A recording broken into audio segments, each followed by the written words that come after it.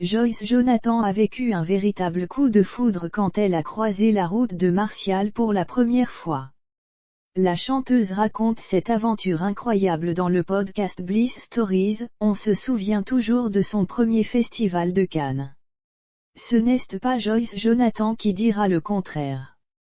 Alors qu'elle était invitée à la projection d'un film de Pedro Almodóvar et qu'elle venait de fouler le red carpet du Palais des Festivals, la chanteuse a suivi Laurie Tillman jusque dans un endroit secret pour profiter d'une soirée musicale.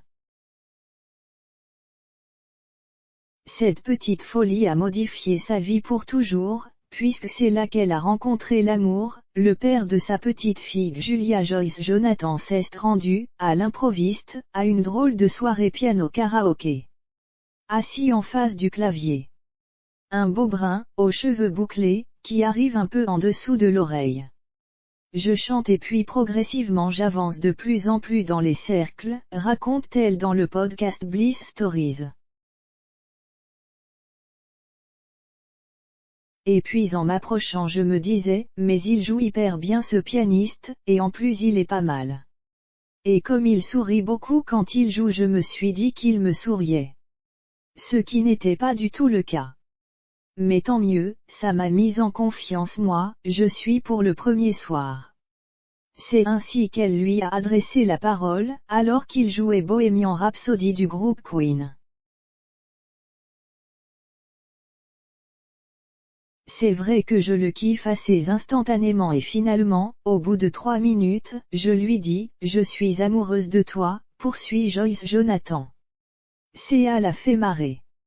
Mais j'étais une parmi tant d'autres. Finalement je reste jusqu'à la fin de la soirée, on se parle.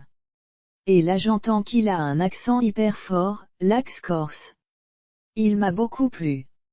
Mais je ne pouvais pas imaginer que ça serait le père de ma fille à ce moment-là. Il était 5 heures du mat. On est rentrés ensemble.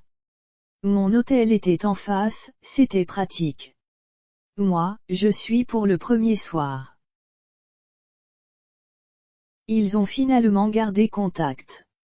Joyce Jonathan, qui devait partir en tournée pendant un mois en Chine quelques jours plus tard, a finalement décidé de rester à Cannes encore un peu à la place de rentrer sur Paris. La suite, on la connaît.